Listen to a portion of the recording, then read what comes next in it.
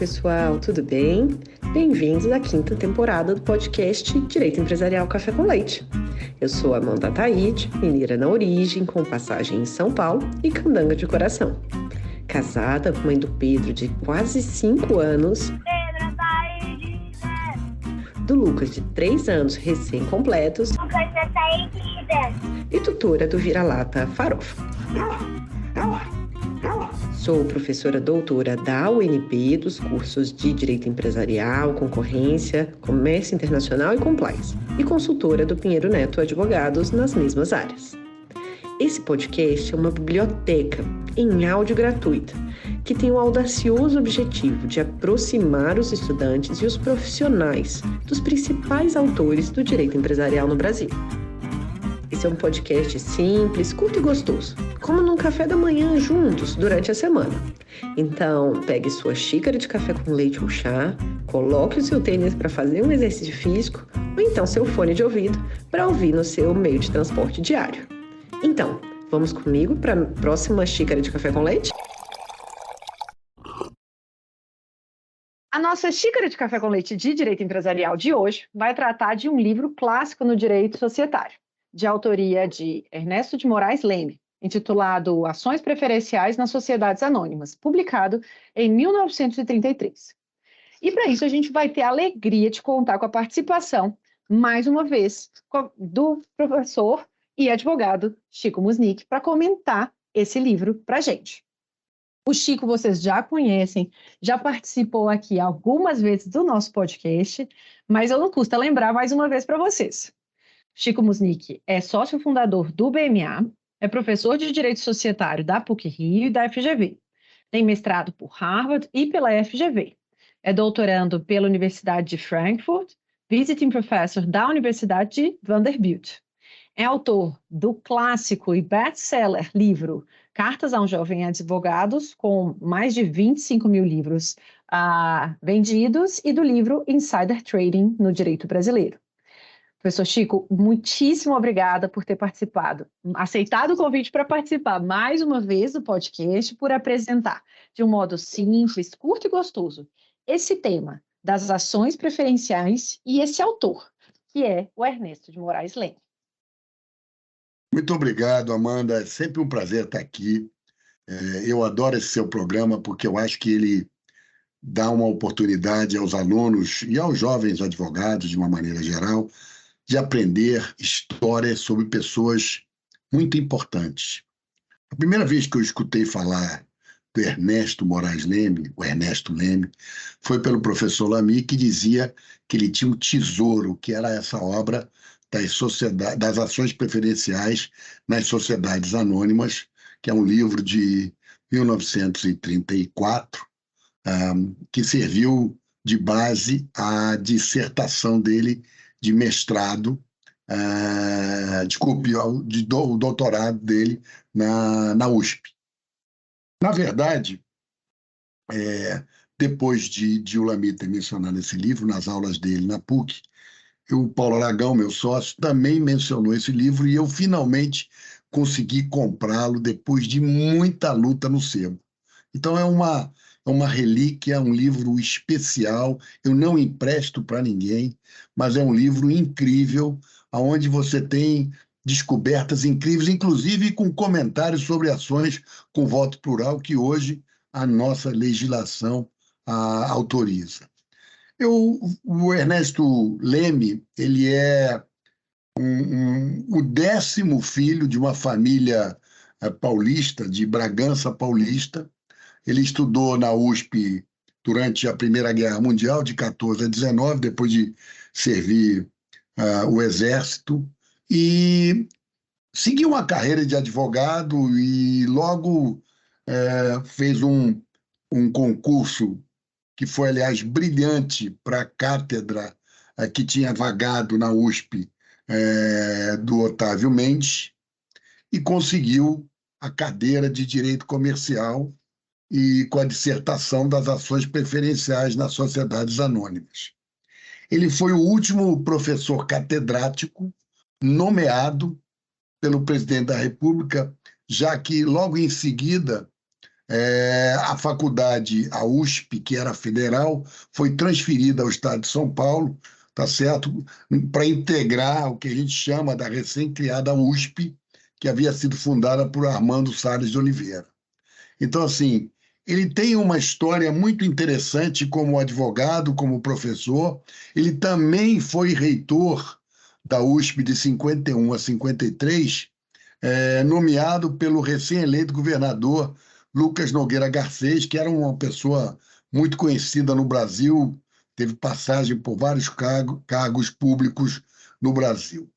Ele era casado com a Dulce Ribeiro, ele foi doutor honoris causa na Universidade de Coimbra, que é, vamos dizer, a mãe da USP, tá certo? E ele, quando aceita essa distinção, ele aceita em nome da Faculdade de Direito da USP, que é a mais antiga faculdade de Direito do Brasil, né? E logo em seguida, quando ele volta de Coimbra, tendo recebido essa homenagem, o então ministro da Justiça, Vicente Rau, que vem depois de meu avô e de Francisco Campos, ele é convidado para ser delegado permanente do Brasil nas Nações Unidas, né? E ele, evidentemente, foi presidente da Comissão de Desarmamento do Conselho de Segurança das Nações Unidas, foi deputado estadual de 35 a 37, foi da UDN, onde ele se filiou em 1945, e foi também o revisor dos 3 últimos volumes do Tratado de Direito Comercial do Valdemar Ferreira. Não é nem o melhor livro de direito comercial que eu considero. O J.X. Carvalho de Mendonça dá um chocolate no Valdemar Ferreira, mas ele fez esse trabalho. E ele, inclusive, só que coisa curiosa, ele chegou a escrever poemas, mas foi, evidentemente, desaconselhado a prosseguir nessa carreira, porque parece que não tinha lá essa grande vocação. Mesmo assim, ele publicou Poemas no Deserto, com um pseudônimo de Euclides Lara, tá certo? E pertenceu à Academia Paulista de Letras. Ele viveu quase 100 anos, ele nasceu em 1896 e morreu em 1986, né? E ele, humildemente, se dirigia à congregação da USP como o Caixeirinho de Bragança, porque ele era, como já disse, de Bragança Paulista. Esse livro, que é uma joia das ações preferenciais nas sociedades anônimas, ele é um livro que tem um valor inestimável, tanto pela análise que ele faz da legislação que havia sido recém-editada em 1932, permitindo a criação de ações preferenciais, como pela análise histórica que ele faz de todas as legislações conhecidas que tinham ou não proibição a preferenciais ou algum tipo de restrição. Nesse livro, ele divide o livro em 4, 5 partes. A quinta parte é muito mais tratando da própria lei, mas a primeira parte desse livro, ele fala da questão do intuito personae, que sempre foi uma coisa que atormentou muito os comercialistas, né? Se as sociedades são divididas entre sociedades de capitais, sociedade de pessoas, e ele já vem com uma visão inovadora, dizendo, olha, mesmo as sociedades de capitais, eu acho que, em certa medida, elas também podem ter intuito personae. E é verdade, se você tem uma sociedade de propósito específico, mesmo que ela seja uma companhia, uma sociedade por ações, ela pode ter de tal maneira a necessidade de um sócio do outro que ela acaba virando uma sociedade intuito personae. O segundo pedaço do livro, a segunda parte, capítulo 2, ele cuida de explicar o que são ações preferenciais, né? Quais são as preferências que essas ações conferem aos seus titulares. E ele examina e verifica que a prioridade principal, a prioridade nos dividendos, existe também a prioridade no reembolso do capital, em caso de dissolução e liquidação da companhia, e ele também vê a prioridade do voto, né? E aí ele faz uma análise como é que ele chama as ações preferenciais, como é que elas são chamadas no mundo. Ações preferenciais ou ações privilegiadas, ações de prioridade, ações maiores, né? Ações de voto privilegiado, ações de voto plurimo ou voto plural, né? E aí ele faz uma análise, ele cita vários estatutos, e esse pedaço é extremamente interessante, porque ele diz, olha, esse estatuto aqui, por exemplo, para você ter um voto, você tinha que juntar 10 ações para poder conseguir votar. Então, para cada 10 ações que você possuía, você teria direito a um voto. E vai analisando diversos outros estatutos sociais, onde ele debate isso de uma maneira profunda no livro dele. E aí até cito uma passagem que ele diz que ora se atribui o direito de voto somente às ações B, negando as ações A, ou vice-versa, ou ora aqueles têm direito a um voto, enquanto que estas ações B podem votar em assembleia somente se reunidos em grupos de 5, ou de 10, ou de 20. Era preciso 20 ações para que pudesse existir um voto. Ele cita, e aí é um pedaço que eu estou usando até na minha tese de doutorado, né? O JX diz o seguinte lá no livro, ele cita, né? O voto plurimo, que eles também chamam de voto plural, é útil à defesa dos capitais nacionais. Por quê? Você pode ser diluído e pode ainda assim manter o controle da companhia. Então, assim, é muito interessante, né? Nesse livro tem uma passagem interessantíssima. Por quê? Porque essa ação foi gestada enquanto meu avô era ministro da Justiça, né? E foi gestada e editada, mas o meu avô nem assina o decreto. Quem assina era o Francisco Campos, tá certo? Que também depois passa a ser ministro da Justiça. E, curiosamente, né? Curiosamente, ele pega um texto do Francisco Campos, que eu faço questão de ler. O ministro Francisco Campos, dissemo-lo em número 47 do livro, não se apercebeu muito bem disso, da distinção entre voto privilegiado e voto plural. E ele fala, na exposição de motivos apresentada ao chefe do governo provisório, que era Getúlio Vargas, Sua Excelência escreveu: a solução do voto plural ou privilegiado não só deixou de ser adotada, como foi expressamente fulminada pelo projeto que veda a sua adoção nos estatutos das sociedades anônimas. Entre nós, tanto mais se revelaria nociva a criação de ações de voto privilegiado. Ele está fazendo uma apologia, ao criar ações preferenciais, está fazendo uma apologia de que é contra o voto plural. E aí vem o Ernesto Leme com uma perspicácia e uma agudeza impressionante e diz o seguinte: adopta o emérito professor a sinonímia entre duas expressões de alcance diferente. Tanto que, na qualidade de ministro interino da Justiça, porque o ministro era o meu avô, referendou um decreto instituindo o privilégio de voto que Sua Excelência, com tanta energia, parecia combater. Por quê? Permitiu que o voto fosse um privilégio para as sociedades por ações, quando ele fosse expressamente atribuído nos estatutos das companhias. Não é a regra de hoje, tá? Hoje, se você não fala nada, as ações preferenciais, evidentemente, têm direito de voto. Esse decreto, eu quero aqui fazer um parênteses, é curioso, né? Trata da criação das ações preferenciais pela primeira vez.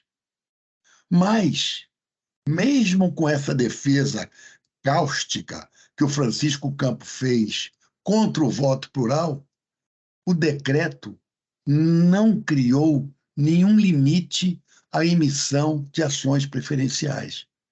Vou exemplificar.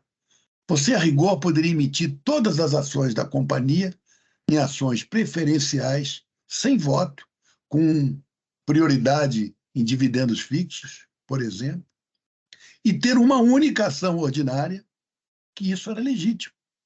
Por quê? não havia limitação à quantidade ou à percentagem de ações preferenciais sem o voto nos estatutos das companhias. A primeira vez que isso aparece de uma maneira organizada é no Decreto-Lei 2627 de 40, aí já feito pelo Trajano, né, de Miranda Valverde, e aonde ele diz que você não pode emitir mais de 50%. A Lei 6.404 do Bulhões e do Lamy, ela aumenta para os 2/3 e depois, pela 10.303, é novamente reduzido para 50%. Porque se você não tiver um limite, na verdade, o capital pode ser quase que totalmente representado pelas ações preferenciais. O livro vem, então, no capítulo 3, fazendo uma análise das diversas legislações, né, que permitem o voto privilegiado ou, às vezes, o voto plural. Ele fala da proibição de voto plural. França, Áustria e o Brasil, que tinha acabado de emitir. Depois, o regime de liberdade completa, não vou citar todos, mas Estados Unidos, Inglaterra, Noruega, Dinamarca, né? Depois ele tem outros que têm com restrição a esse voto privilegiado: Alemanha, Itália, Portugal, Bélgica, Suíça, Holanda, Suécia e a Argentina. Los hermanos tiveram voto plural antes da gente. Ele, inclusive, aí começa uma discussão se pode ou se não podia já, na legislação anterior, emitir ou não ações preferenciais, e ele cita um parecer do Visconde de Ouro Preto e outro de Rui Barbosa, que já haviam se pronunciado sobre a possibilidade de criações de ações preferenciais no Brasil. Esses pareceres são datados, um de 98 e outro de 1899, né? O nosso grande JX Carvalho de Mendonça, ele é silente sobre a possibilidade, né? E o Francisco Morato, que você tão bem conhece aí, porque tem uma avenida Francisco Morato em São Paulo, ele num parecer que estava sendo examinado pelo JX também, por vários outros, que era a capitalização de créditos com a emissão de ações, que hoje está regulado na lei das SA, tem até um procedimento diferente, né? Porque você exerce direito de preferência contra a companhia e ela devolve o dinheiro ao credor que havia capitalizado o crédito, tá certo? Então tem essa discussão muito interessante. O livro é uma joia, é um livro maravilhoso, um livro que eu recomendo porque, principalmente agora que o Brasil tem voto plural, um livro que trata com muito rigor o que existia na época em que ele foi elaborado, e é um verdadeiro tesouro. Eu tenho o livro aqui, você está vendo, tá certo? Ele está aqui guardado, fica guardado aqui na minha prateleira, do lado do Bulhões Pedreira e de outros autores aqui, mas é um livro assim que é uma aula de história das sociedades anônimas no Brasil, e uma pesquisa muito densa, muito bem feita pelo Ernesto Leme. Graças a Deus que o Lamy me apresentou e o Paulo Aragão me incentivou a ter esse livro, porque realmente é um livro extraordinário e eu nunca consegui encontrar. Eu só tinha ele em xerocoteca, até que finalmente, depois de muito tempo, eu consegui comprar o livro original. Então, é fundamentalmente isso que eu tinha a dizer. Eu recomendo que todo e qualquer aluno leia esse livro, porque é um livro extraordinário para o resto da vida, né? Uma história. E agora a gente está tendo a aula de história. A gente está tendo a aula de história que o livro apresenta por meio de você, Chico. Excelente. O que eu acho que é interessante a gente pontuar aqui, e é uma questão que eu sei que você comenta bastante com os seus alunos da graduação, essa diferenciação entre ações ordinárias e ações preferenciais, e esse é um ponto que você trouxe aqui já, de que não necessariamente as ações preferenciais não têm voto. Lógico, tipicamente elas... Tem eu já tive um caso curiosíssimo. Deixa eu te interromper aqui. Conta. Eu fui chamado eu fui chamado por um banco de investimento, na época o Pactual, para resolver uma questão de uma empresa que havia emitido debêntures conversíveis em ações preferenciais. E o cara tinha que fazer uma assembleia especial de debenturistas para concordar com a capitalização de crédito, etc., uma série de credores. Quando eu examinei o estatuto era silente sobre o direito de voto das PREF. O cara que escreveu esse estatuto, né, e 9 entre 10 estrelas do cinema cometem esse erro, esqueceu de suprimir especificamente o direito de voto. Ora, as ações eram conversíveis, portanto. O que fiz eu? Eu fiz uma Assembleia Geral extraordinária para aprovar a capitalização dos créditos, inventei essa Assembleia, modifiquei o estatuto para dar consistência, já que vai ter nova classe, e inseri expressamente que elas não tinham direito de voto, fiz a Assembleia dos debenturistas, que capitalizaram o crédito e deu tudo certo. Mas podia ter dado tudo errado. E se desse errado, os credores tomavam controle da companhia.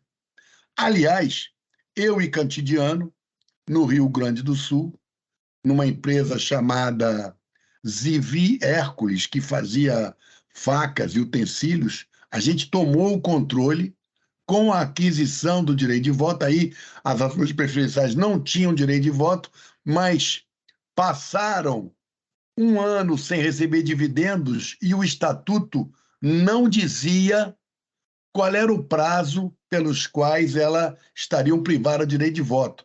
Ausente um prazo no estatuto, a aquisição é imediata, é na Assembleia, elas tinham adquirido, e a gente, então, tomou o controle da companhia, somando ordem com PREF, dava mais de 50%, e foi até engraçado, porque era uma briga feia de dois irmãos, e um se escondeu no banheiro com livros, e aí a gente não conseguia fazer uma Assembleia Geral. Então, a gente fez uma ata notarial de Assembleia Geral feita na sede da companhia, sem livros.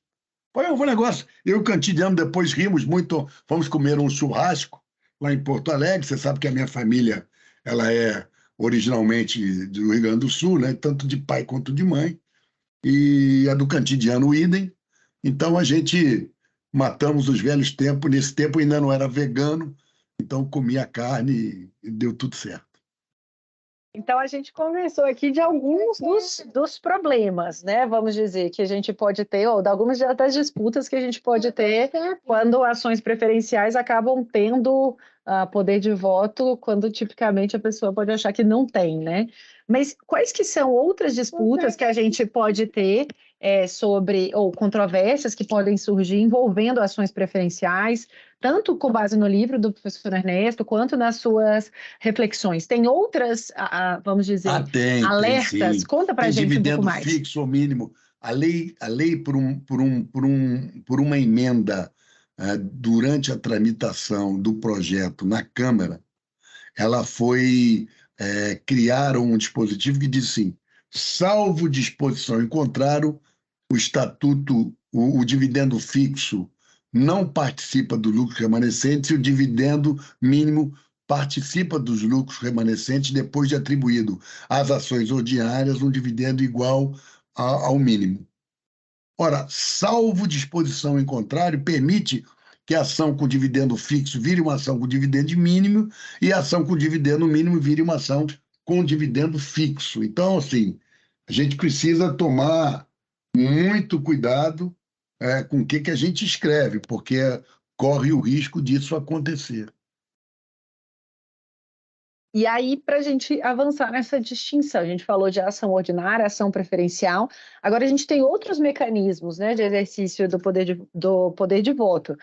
Conta para a gente assim, essa diferença entre voto múltiplo, que é uma coisa que tipicamente confunde os alunos, com o atual voto plural, recentemente autorizado, que a gente retoma, né, ali um pouco dessa discussão dos primórdios com o Francisco Campos, com o Ernesto Leme, que você bem mencionou. Qual que é a distinção? Como que funciona na prática aí um voto múltiplo? E qual que é a grande distinção aí e essa, vamos dizer, a novidade, né, que é importante para o mercado de capitais, que teve essa luta, né, pela inclusão do voto plural. Por que ela é tão relevante? Bom, voto múltiplo está na lei desde 76. Se você for olhar o ISS, Glass Lutz, esse pessoal que presta serviço de informação aos acionistas e recomenda pautas e aprovações, eles odeiam o voto múltiplo, né? Eles odeiam, eles acham que não tem que ter nenhuma barreira, que não tem que ter nenhum tipo de... Tem que ser o que tiver na companhia e ponto final. O voto múltiplo, na verdade, nada mais é do que você multiplicar as suas ações, a quantidade de ações que você possui, né, pelo número de conselheiros da companhia. E você pode cumular os seus votos, tanto é que em inglês a gente chama de cumulative voting, você pode cumular os seus votos em um candidato, em 2 ou 3. É uma das razões pela quais eu vivo dizendo nas minhas aulas e nas minhas palestras de que se o advogado não souber matemática, ele não vai conseguir representar o cliente, porque essa conta, o que é melhor? Você ter menos pessoas presentes ou mais pessoas presentes? Claro que é menos, né? Porque se você tem menos, aquela mesma quantidade de ações que vocês têm vai representar um percentual maior de um número menor, né? Então, isso é importante, saber qual é a regra do voto múltiplo é muito importante. E o voto múltiplo não é o único instrumento de proteção ao minoritário. Você também tem a eleição em separado, com um colégio eleitoral em separado. Se for ordinário, é 15% do capital votante. Se for também com ações preferenciais, é 10% do capital total.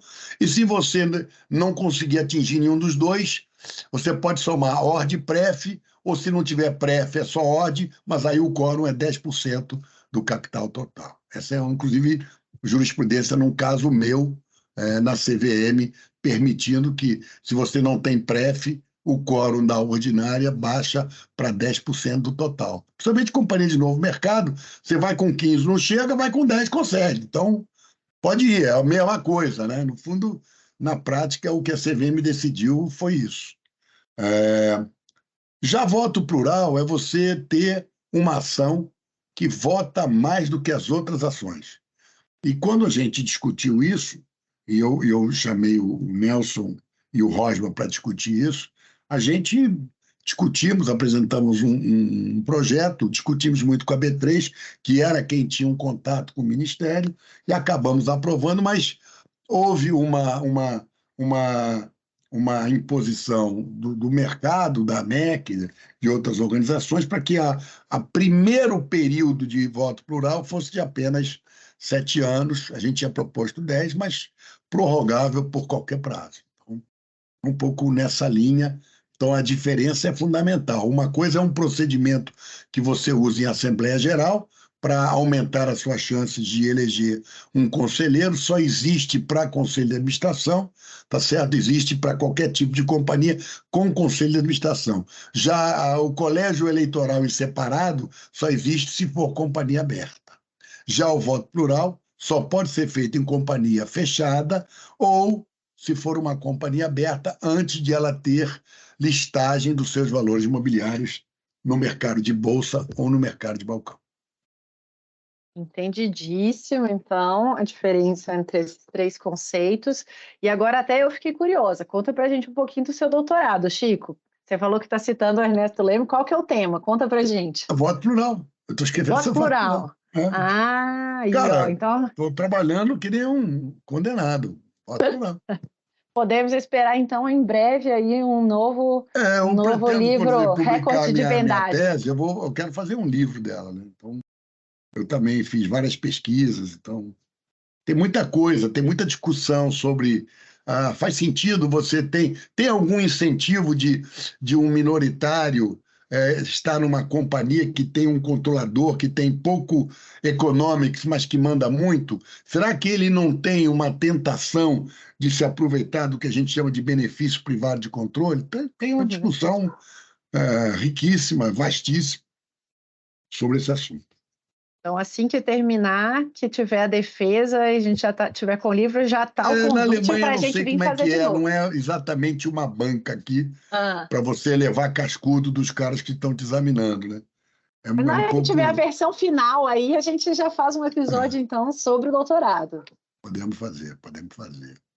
Então, agora, caminhando para o final do episódio, Chico, a gente tem duas perguntas finais mais voltadas para você, para a sua trajetória e para o seu dia a dia. Então, uma pergunta que desde a temporada passada tem feito bastante sucesso e entender um pouco, na sua trajetória, qual que foi o não mais importante que você identifica até o dia de hoje? Cara, eu já disse tanto não para cliente. Eu acho super importante. Quer dizer, não é importante dizer não, não. Eu acho que o bom advogado tem que dizer sim e como, mas às vezes você diz não. Mas o não nunca pode ser desmotivado, tá? O não tem que ser motivado com alerta dos riscos. E graças a Deus, toda vez que eu disse não, não e não, e foi extremamente importante e os meus clientes sempre me escutaram. Eu acho que quando você ganha a confiança do seu cliente, você acaba virando um, um consigliere, uma pessoa que é muito mais do que um simples advogado. Você é um cara que faz parte do processo decisório do seu cliente. Eu acho que isso é uma coisa bacana. Acho que todo mundo devia querer este modelo, na minha opinião. Excelente. E no final, você está agora escrevendo seu doutorado, é professor, você é advogado, super atuante. Como que você se mantém atualizado, Chico, de Lendo, doutrina, de lendo, lendo e prática? lendo. Lendo. Aonde, como é que você busca? É só para a gente ver assim, os alunos da graduação, o que que eles fazem? A gente hoje tem muita informação, né? A gente tem um excesso e como que você faz para Hoje a maioria dos separar? escritórios tenta vender um produtinho, dizendo, tá aqui as coisas mais atuais. Então você tem aí de vários. Alguns são bons, outros são fraquésimos. Eu leio muito do BMA, que eu acho bem feito, com coisas inovadoras. Eu sempre dou uma olhada no Business Law, eu acho que são coisas assim especiais, artigos interessantes. Eu tenho uma publicação que até sou parte do conselho editorial, chamado de M&A Lawyer, que tem artigos muito interessantes. Procura acompanhar decisões da Corte de Delaware, que tem algumas decisões extremamente relevantes para o mundo societário, muito embora a lei societária americana seja diametralmente oposta à nossa. Lá, por exemplo, o Conselho de Administração pode alterar o estatuto, coisa que no nosso caso é impensável. Eu acho que tem algumas coisas que caminham de uma forma parecida, paralela, similar ao direito americano, principalmente de Delaware.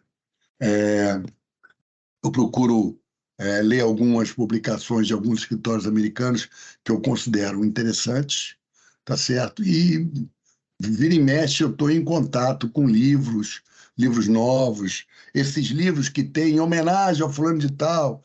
A única coisa que eu critico nesses livros é que o nome do coordenador é desse tamanhão e o nome de quem escreve, quem arregaça a mesma manga, sai pequenininho, né? Então, assim, eu já falei que eu acho que tem que existir um paralelismo. Pode ser até um pouquinho maior, porque coordenou, trabalhou, mas tem a obrigação de escrever e tem que o tamanho não pode ser superior em 20%, por exemplo. Então, esses livros que têm autores renomados e têm muito bons advogados, eles têm uma bibliografia interessante. Às vezes tem nota de rodapé que você vale a pena você olhar. E sempre que eu leio um livro, alguma coisa nova, eu olho a nota de rodapé e acabo estudando a novidade. As decisões da CVM são uma fonte muito importante de jurisprudência no Brasil, né? E, evidentemente, notícia de jornal, ficar atualizado, essas coisas são importantes. Dar aula é sempre um bom exercício de você se atualizar, né? É Eu isso que eu sempre faço falo, fundamentalmente. as perguntas dos alunos, né, especialmente na graduação, aquele primeiro contato com o tema, eles sempre vão fazer com que a gente ou pesquise mais, ou pense em maneiras diferentes de explicar aquele ponto, ou, né, elementos que a gente às vezes não tinha pensado, e da oportunidade, né, da gente ter esse diálogo. Mas eu acho que com isso a gente conclui, a gente entendeu aqui e você conseguiu conhecer tanto o autor, o Ernesto Leme, quanto o livro dele de ações preferenciais, e ainda de bônus, passamos a entender um pouquinho aqui da sua visão de voto plural, um pouquinho, um spoiler aí, mas a gente ainda vai ter um episódio específico sobre a sua tese de doutorado. Já está aqui o convite, a convocação, mais do que o convite, a convocação para apresentar suas conclusões aqui para a gente. Muito obrigada mais uma vez pelo seu tempo, pela sua generosidade, pela sua alegria em compartilhar aqui com a gente, sempre enérgico, sempre aqui com essa dinamicidade, né, na apresentação dos conteúdos. Obrigada, Chico. Olha, Amanda, é sempre um prazer estar aqui com você e compartilhar esse bate-papo. Eu acho que assim, o foco principal são os alunos e os jovens estudantes. Eu acho que para eles esse tipo de trabalho que você faz com esse bate-papo é super interessante e dá realmente uma carona para eles para se aprofundar em temas que são realmente caros para a gente. A ação preferencial, que já foi exorcizada no mercado, ela é um instrumento utilíssimo, já foi resgatável, muito interessante. E quando você amortiza as ações, que elas viram de gozo e fruição, elas continuam ações, só que são de gozo e fruição, mas continuam votando, tem todos os direitos, só não recebem aquilo que lhes tocaria em cargo de liquidação da companhia, até o montante que já foi amortizado. Mas, de qualquer maneira, acho que isso é uma boa carona para essa juventude maravilhosa que a gente tem. Muito obrigado. Obrigada, Chico.